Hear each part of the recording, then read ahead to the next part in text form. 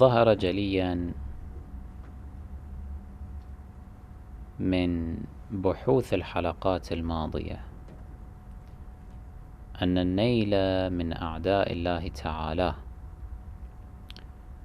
وفي مقدمتهم الطغاة الثلاثة أبو بكر وعمر وعثمان، والخائنتان عائشة وحفصة. هذا النيل كان سمة واضحة للشيعة على امتداد العصور، لأن هذا النيل صدر أولا من أئمة الشيعة عليهم السلام، ومن كبار أصحابهم وشعرائهم، وتبعهم على ذلك الرواة والفقهاء والمجتهدون إلى عصور متأخرة. وكانت عادة هؤلاء جميعا اقتناص كل فرصة ممكنة لبيان باطل هؤلاء الظالمين والقدح فيهم، حتى وإن أدى ذلك إلى ما يؤدي من خسائر دنيوية، بل حتى إن أدى إلى خسائر في بعض الأرواح، إذا كان بقاء الحق متوقفا على هذه الخسارة في بعض الأرواح، فإن ذلك أيضا لا يهم، لأننا نحن الذين نفدي الدين، لا أن الدين يفدينا. والعمل على حفظ ركن البراءة والثورة على أئمة الباطل وإسقاطهم هو مما يستحق التضحية بالغالي والنفيس لأجله. قد عرفنا من المحاضرات السابقة أن رجالات التشيع وأفذاذ العلماء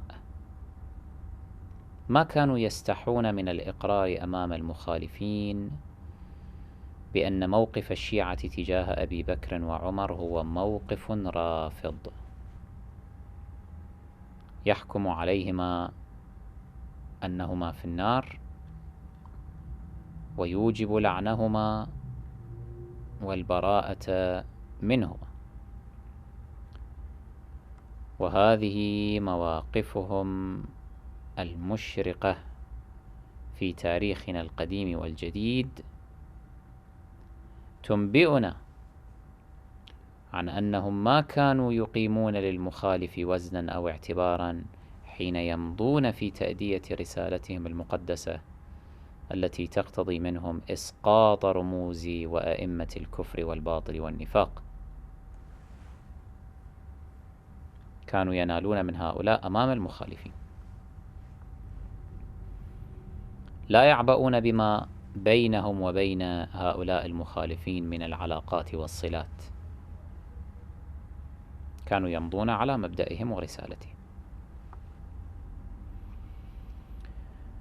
الخلاصة من كل ما تقدم أن النيل من أعداء الله، وإن كانوا رموزا مقدسة أو محترمة لدى بعض الطوائف الأخرى، هذا النيل هو أمر مشروع بل مطلوب بل واجب في الجملة.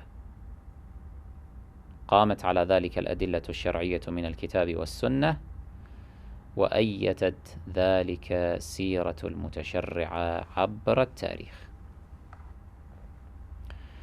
الآن وبعد كل هذا ينبغي أن يقال لأولئك الذين يدعون التشيع ويعترضون على هذا المنهج، يقال لهم: أما هي مشكلتكم؟ لماذا تعارضون؟ وبأي وجه تزعمون ما تزعمون حين تستغفلون أنفسكم وتستغفلون الناس فتصورون لهم عدم جواز الطعن علنا في أبي بكر وعمر وعائشة بدعوى أنهم رموز للطائفة الأخرى. من أنتم؟ من أنتم يا من تزعمون تمثيلكم للمدرسة الشيعية العظيمة؟ من أنتم أمام أئمتنا وأصحاب أئمتنا وعلمائنا وأكابرنا؟ أنترك هؤلاء الذين كانوا يمثلون حقا المدرسة الشيعية العظيمة ونأتي لكي نتبعكم أنتم؟ أنترك كل هذا التراث الضخم من المطاعن ونهمل إكمال مسيرة أسلافنا العظام الذين اجتهدوا في تبديد القداسات الزائفة وإسقاط الرموز المنحرفة في خطبهم ومواقفهم واحتجاجاتهم ومصنفاتهم؟ من أنتم وما قيمتكم يا من تسلقتم وصعدتم على كثبان جهل العوام وتبوأتم ما تبوأتموه اليوم من مقامات في غفلة من مسيرتنا الرافضية التاريخية؟ تريدون أن تسكتونا عن أبي بكر وعمر وعائشة مع أن أئمتنا عليهم السلام أمرونا بأن نبين عوراتهم ونكشف عن مخازيهم. تريدون منا ألا نواصل الثورة التي بدأتها الزهراء عليها السلام على أئمة الكفر ورموز الباطل؟ تريدون أن تبرموا المصالحات وتطبعوا العلاقات على حساب قضية الثأر لآل محمد عليهم السلام؟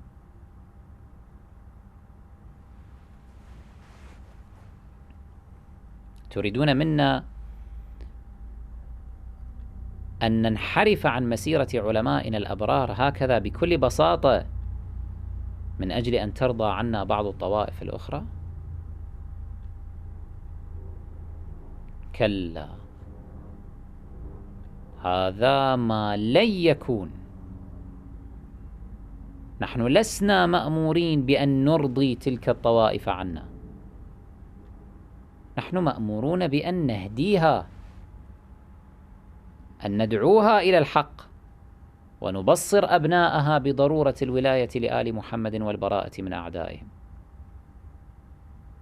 هذا ما نحن مأمورون من قبل أئمتنا عليهم السلام أن نفعله. ما الذي نقلناه لكم في المحاضرات السابقة؟ ماذا قال أئمتنا؟ قالوا بينوا للناس الهدى الذي أنتم عليه وبينوا لهم ضلالهم الذي هم عليه. هكذا قال الصادق عليه السلام. إذن نحن مع المخالفين، نخالطهم بالمعروف، نعم، نزورهم ونعود مرضاهم ونصلي على جنائزهم، نعم، نحسن إليهم، نعم، ولكن لا يكون همنا هو إرضاؤهم بأي ثمن، أن نتنازل عما يسخطهم من عقائدنا وشعائرنا وأحكامنا. هذه لا تنازل عنها، لا نتنازل عنها وإن سخطوا. لا يمكن لنا أن نتنازل عن حقنا في إعلان البراءة ممن ظلم محمدا وآل محمد عليهم السلام. لا نتنازل عن حقنا في إعلان البراءة حتى يرضى عنا هؤلاء. ولن ترضى عنك اليهود ولا النصارى حتى تتبع ملتهم. قل إن هدى الله هو الهدى. قل إن هدى الله هو الهدى ولئن اتبعت أهواءهم بعد الذي جاءك من العلم ما لك من الله من ولي ولا نصير. المطلوب منا جميعا أيها الإخوة أن نمضي على المنهاج الذي رسمه لنا أئمتنا صلوات الله عليهم، على ذلك المنهاج الذي كان يطبقه علماؤنا الأبرار، لا أن نغتر بهذه الدعوات والصيحات أو التقليعات الجديدة التي ظهرت هنا وهناك من أنصاف الرجال ممن مالأوا أهل الخلاف أو بنوا علاقات مصلحية مع بعض أنظمتهم وأحزابهم ورؤوسهم وذوي النفوذ منهم، فرأوا أن ما يريدوه من متاع الدنيا لا يتحقق لهم إلا بأن يثبطوا عزائم الشيعة عن مواصلة طريق التبري والمجاهرة بدعوة الناس إلى ترك موالاة الظالمين والمنافقين. المطلوب منا لا نلتفت إلى هذه الأصوات النشاز. هذه أصوات النشاز وإن صارت معروفة وقوية اليوم، وإن كان كثيرون يصدرونها، تبقى هذه الأصوات نشازا إذا ما قارناها بأصوات أئمتنا عليهم السلام ورجالاتنا عبر التاريخ. أما صوت الثلة المؤمنة التي تصر على مواصلة طريق التبري، هذا الصوت هو الصوت المعروف، وإن كان هذا الصوت ضعيفا اليوم. لا تنخدعوا أيها المؤمنون بهذه الأصوات النشاز، وإن صدرت ممن يوهمكم بتصنعاته أنه عالم أو تقي أو عاقل. العلم إنما يتحقق بالرجوع إلى تراث آل محمد صلوات الله عليهم، والتقوى لا تكون بإهمال أوامرهم، كما أن التعقل لا يكون برفض منهج الكتاب والعترة. حين يقولون لكم مثلا احترموا رموز الآخرين ولا تنالوا منهم، انظروا أنتم هل تنسجم هذه المقولة مع منهج الكتاب والعترة أم لا؟ هل نال الكتاب من رموز الآخرين أم لا؟ هل نالت العترة من رموز الآخرين أم لا؟ هذه الحلقات الماضية التي أسهبنا فيها البحث أجابت على هذا السؤال، أجابت على هذا السؤال بالاستدلال الكافي والشافي إن شاء الله تعالى. تبين لكم أن الكتاب قد نال فعلا من رموز الآخرين، وكذلك العترة، وكذلك أتباع العترة من الفقهاء والعلماء منذ صدر الإسلام وحتى يومنا هذا. نعم، كان ذلك في بعض الأحيان يتعطل بسبب ظروف استثنائية تتطلب التقية، ومع ذلك وجدنا أئمتنا عليهم السلام في نفس تلك الظروف قد تركوا التقية جانبا، وكذلك فعل أصحابهم وثقاتهم، وكذلك فعل أكابر علمائنا من بعدهم. لم تكن أزمنتهم تخلو مما يسوغ التقية، إلا أنهم تركوها. لماذا؟ لأن المصلحة كانت في تركها، والمفسدة كانت في الأخذ بها. لا يصح للمؤمن أن يأخذ بالتقية دائما وأبدا حتى وإن انطوت على ذلك مفسدة دينية. مفسدة دينية كانقطاع مسيرة التبري، هذه مفسدة في الدين، هذا لا يجوز. بل لا بد تحت هذه السماء من أن يكون هناك من ينطق بالحق من المؤمنين لكي لا تنقطع هذه المسيرة المباركة في التبري، ولكي لا ينضمر الحق أو يختلط مع الباطل. تذكروا ما نقلناه في الحلقات الماضية عن شيخنا المفيد رضوان الله تعالى عليه، الذي أكد أن الأئمة الأطهار صلوات الله عليهم أمروا جماعة من أصحابهم بالتقية، فيما أمروا جماعة أخرى من أصحابهم بترك التقية. كان أئمتنا عليهم السلام هكذا يوزعون الأدوار،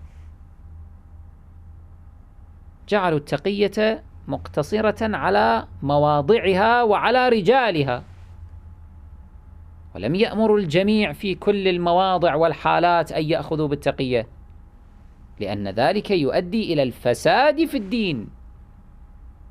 إذا سكت الجميع عن بيان الحق فهذا يؤدي لا محالة إلى الفساد في الدين، لأنه ستختفي كل هذه الفروقات العقدية التي تفرقنا عن الآخرين، وستموت مبادئنا بموت حملتها. من هنا قيد أئمتنا عليهم السلام جواز التقية بما لا يؤدي إلى الفساد في الدين، وأكدوا على أن للتقية مواضع معينة.